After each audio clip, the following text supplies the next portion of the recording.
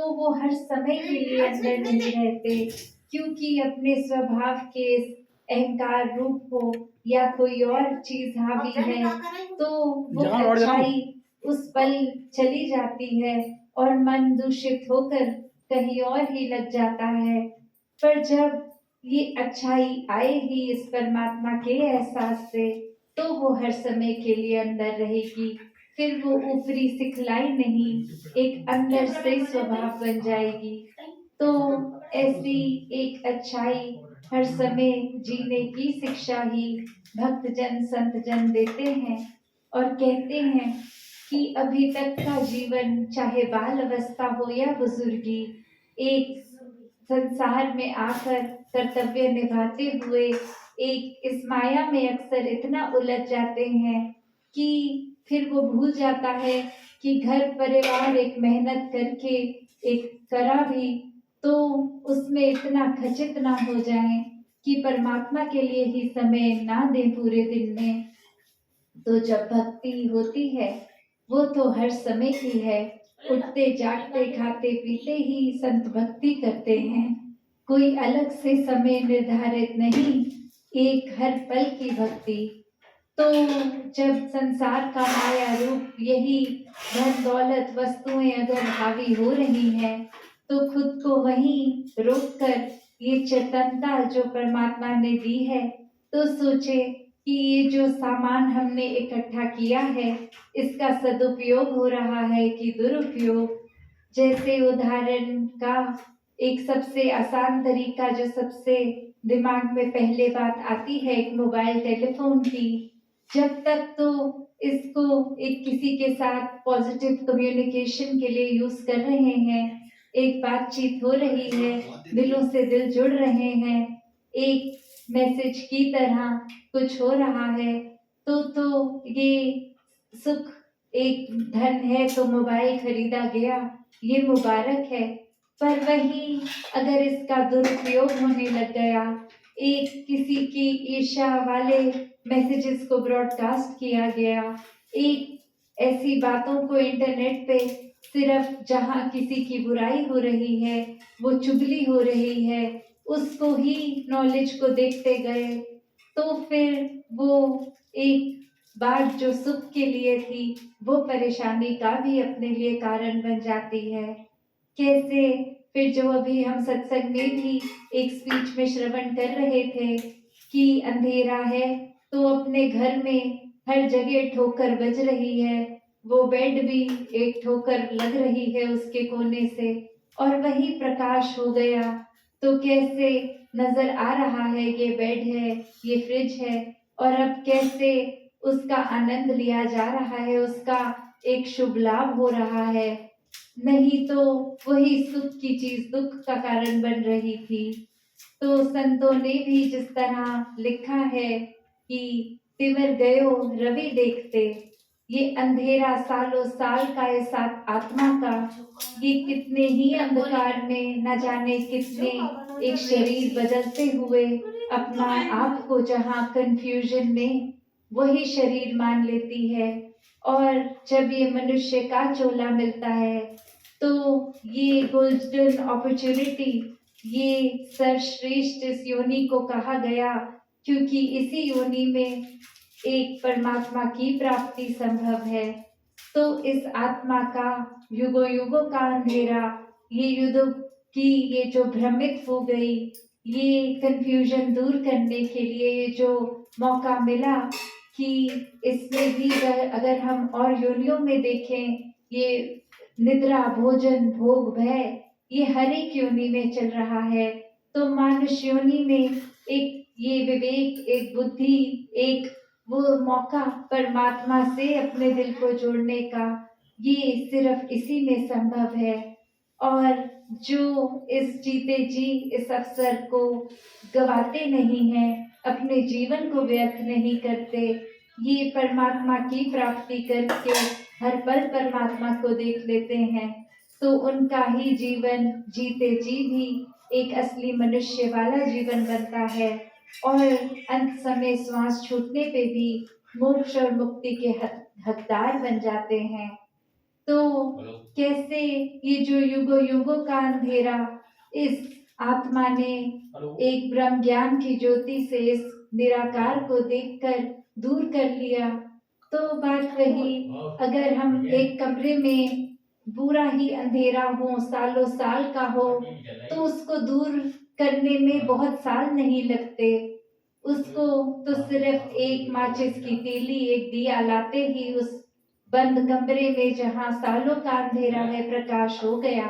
उसी प्रकार इस आत्मा को भी ये ब्रह्म ज्ञान रूपी रोशनी इस परमात्मा का जब एक नजर बख्शी इस ब्रह्म ज्ञान द्वारा देखा गया, तो उसी समय ये अंधेरा दूर, भटकन दूर, एक आत्मा जो तड़प रही थी उसको अब चैन और सुकून हर समय का मिल गया। फिर एक जीते जी परिस्थिति एक कैसी भी हो, चाहे अनुकूल हो चाहे प्रतिकूल हो, फिर ये आनंद की अवस्था में जीता है इंसान। एक खुशी और दुख से उठकर आनंद की अवस्था, जहाँ फिर अपने मन को पता है कि परमात्मा तो एक जीवन में सुख दुख लाएगा, पर हमने उस रंग में नहीं, हमने तो परमात्मा के रंग में रंगना है। ये जो भी जीवन में हो रहा है वो परमात्मा मुबारक जीवन बना रहा है, उसमें फिर परमात्मा से शिकायत नहीं, बस शुक्राने का भाव कि जो दिया बहुत दिया, और जितनी मेहनत भी बख्शो कि आगे अपने जीवन में वो मेहनत करी भी जाए। भक्त क्योंकि हमेशा जीवन में एक घर में समाज में रहकर ही भक्ति करते हैं, एक भागते नहीं अपने एक रिस्पॉन्सिबिलिटी से, कर्तव्यों से।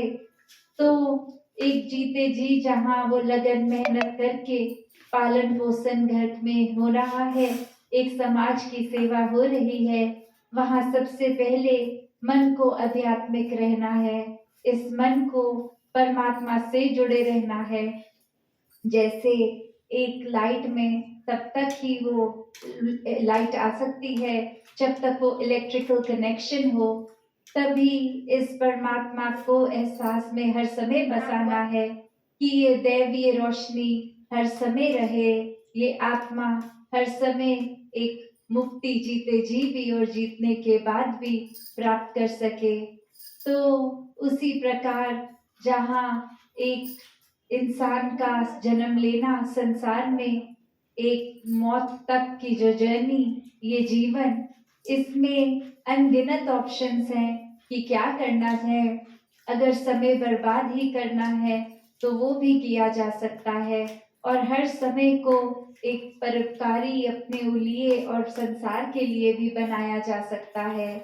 तो ये परमात्मा जिनके दिल में सही मायनों में बसता है, उनके लिए ये चुनाव बहुत ही सरल होता है कि क्या करना है हर पल। शुरुआत अपने से कि अपने एक स्वभाव की जो भी बुराइयां हैं उसको हटाते चले जाएं और अच्छाइयों को अपनाते चले जाएं, और फिर घर परिवार समाज दुनिया तक ये सेवा भाव भी पहुंचता है। तो कैसे इस परमात्मा के जीवन में आते ही एक बहुत ही एक अपने आप सहज भाव में सेवा सुमिरन सत्संग के प्रति लगाव हो जाता है। जैसे एक बात थी कि ज्ञान ब्रह्म ज्ञान लेकर हम अगर उसको कर्म रूप में जी रहे हैं तो ही एक श्रृंगार रूपी जीवन हो रहा है। जैसे इस जगह से भी प्रयागराज के संगम का जिक्र, तो ज्ञान और कर्म का जब संगम होता है तो ही जीवन एक मुबारक जीवन बनता है। जब इस आत्मा का इस परमात्मा से संगम होता है तभी एक मुबारक जीवन होता है। तो कैसे अपने आप को रूहानियत और इंसानियत के संगम से अपनी जीवन के हर श्वास को एक मुबारक जीवन बना लें, समय को एक गवाए ना, हर समय अपने लिए भी एक जीवन को उस तरह जिए कि अपने लिए भी वरदान और पूरे संसार के लिए वरदान में जीवन बिता ले। एक मन से घृणा नफरत की दृष्टि को हटा के पूरे संसार को समदृष्टि की नजर से देखें, सब एक समान, सब में वही परमात्मा है जो हम में है, सब ही श्रेष्ठ हैं। तो ऐसा जीवन भक्तों ने जीना हर समय के लिए सिखाया है। और यही सरल बात कि अपने जीवन में ये हार्मनी एंड वननेस प्राप्त करनी है, तो एक तालमेल बनकर, एक तरह से एक समदृष्टि बनाकर, एकत्व का भाव बनाकर उसी तरह करते हुए जाएंगे तो बहुत ही सहज हो जाएगा जीवन। फिर कोई वो बात नहीं कि कुछ समय के लिए कुछ मेडिटेशन कर ली, उस समय तो अच्छा लगा और हट गए जब उस अवस्था से, तो फिर हर चीज वापस परेशानी दे रही है। ये भक्तों का जीवन तो 24 घंटों की मेडिटेशन है। ये मन में ही इतनी शांति सुकून आती है हर समय कि फिर ये स्थिर जो परमात्मा है, मन इसी पे टिक गया। और जो चीज स्थिर है वो उस पे मन टिका है, तो मन तो अस्थिर किसी भी अवस्था में नहीं हो सकता। वरना दुनियावी चीजों से अगर मन टिकाएंगे कि आज ये उपाधि मिली है, कल और बड़ी उपाधि चाहिए, उसमें एक मन का उथल पुथल हो जाना। आज इतना धन कमाया है, कल और बढ़ चढ़ के कमाए, फिर मन को अस्थिर कर लिया। आज छोटी गाड़ी खरीदी है, कल और बड़ी खरीदनी है, उसमें हम उस पल में उस छोटी गाड़ी को नहीं एंजॉय कर रहे, आगे अगली पड़ाव के लिए ही उस पल को गवा रहे हैं। तो कैसे अस्थिर चीजों ने, तो ये हमारी इच्छाओं ने तो कभी भी रुकना नहीं है, इन्होंने तो बढ़ते जाना है। जब जितना ज्यादा एक चीज से जुड़ेंगे, वो एक समय के लिए सुख अगर है भी, अगले पल दुख बन जा रही है। तो ऐसे ही एक दुखों से अपने आप को दूर करने का फिर वही एकमात्र एक परमात्मा ही है। जितना मन परमात्मा में टिकाएंगे, जितना अपने मन को संतोष का एहसास ये लेंगे, तो उतना ही समय हम अपने जीवन का एक इंसान में एक ह्यूमन वैल्यू से जिया हुआ जीवन जिएंगे। एक अपने जीवन का अंधेरा जब रोशनी मिल गई और उसको फिर रोशनी का प्रयोग नहीं किया, आंखें बंद कर ली, तो भी कोई फायदा नहीं कि अब इंसान अगर ठोकर एक सूरज के नीचे चलते चलते किसी खंबे में खा रहा है, तो उसको पूछने वाला पूछता है कि क्या आपकी नजर कमजोर है कि आपको ये खंबा दिखा? नहीं, मेरी नजर ठीक है। तो क्या हुआ कि आप क्यों इसमें टकराए? कह रहा कि वो मैं आंख बंद करके चल रहा था, इसलिए मैं टकरा गया। तो बात वही कि अब रोशनी भी है, एक साफ साफ दिखाई दिया जा भी रहा है, फिर भी अगर चुनाव ये चेतनता से नहीं किया गया और आंख ही बंद कर ली, तो फिर इसमें क्या फायदा हुआ? उसी प्रकार ये संतों की वाणी, ये संतों का साक्षात जीवन, एक सत्संग में आना, एक हर पल ब्रह्म ज्ञान लेकर निराकार जहाँ मन में बसा सकते हैं, पर फिर अपने आप को अगर वहां से हटा के अपनी आंखें ही मन की बंद कर लेनी, तो फिर वो रोशनी होने का भी क्या फायदा? वो परमात्मा मन में है, पर हम और विकारों को जगह दे रहे हैं मन में बसने की, तो फिर एक समय फिर वही आ जाएगा जहाँ परमात्मा मन में है ही नहीं, एहसास में नहीं है, सिर्फ ये बुराइयां ही हमारी सोच में चल रही हैं, हमारे कर्मों में चल रही हैं। तो जीवन किस तरह जीना है, उतनी चेतनता हर एक में है। तो उसी प्रकार हर कोई अपना जीवन जहाँ भक्त की एक अवस्था जैसी है वैसा जीवन जिए, तो ही एक वरदानमय जीवन होगा। तो दाता कृपा करे कि अपने जीवन को हर कोई इस प्रभु परमात्मा से जोड़कर जीता चला जाए, ताकि हर पल ही एक जीने की अवस्था बिल्कुल ही एक दैवीय रूप बन जाए। तो दासी और समय का सहारा नहीं लेगी, क्योंकि समय बहुत बढ़ गया है आगे। और कल का भी दिन है दासी अपने भाव बाकी कल आप सबके समक्ष समर्पित कर देगी। साथ संगत जी, धन निरंकार जी।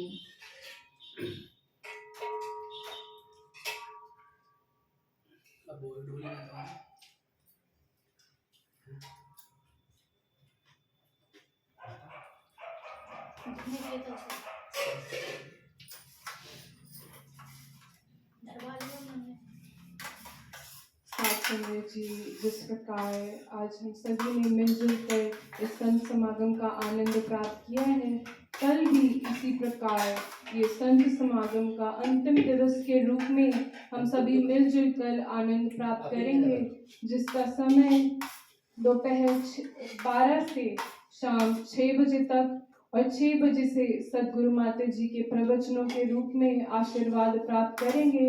और उसके बाद ही गुरु वंदना का कार्यक्रम, जिसका समय शाम 7:30 से रात 9 बजे तक और फिर 9 बजे से सदगुरु माता जी के प्रवचनों द्वारा हम सभी आशीर्वाद प्राप्त करेंगे। संगत जी, आइए अब हम मिलजुल कर मथुरा से आदरणीय राम कुमार जी के साथ धुनी में साथ देंगे।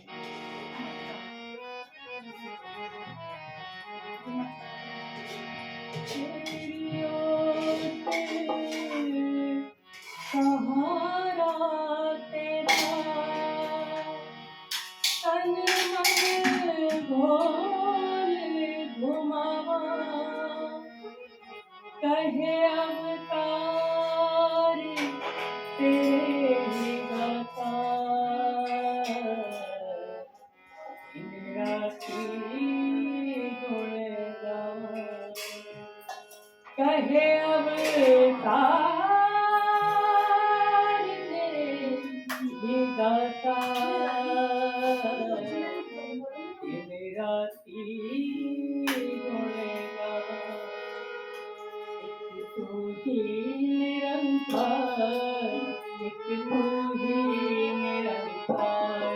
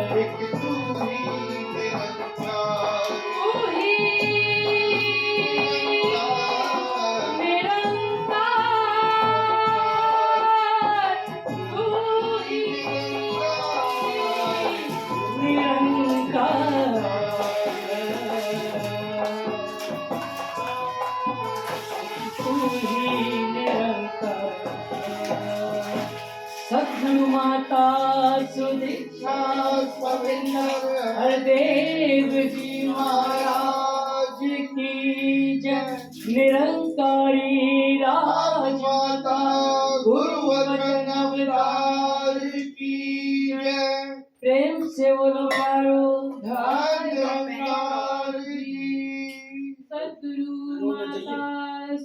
सुदीक्षा सविंदर हरदेव जी महाराज की जय।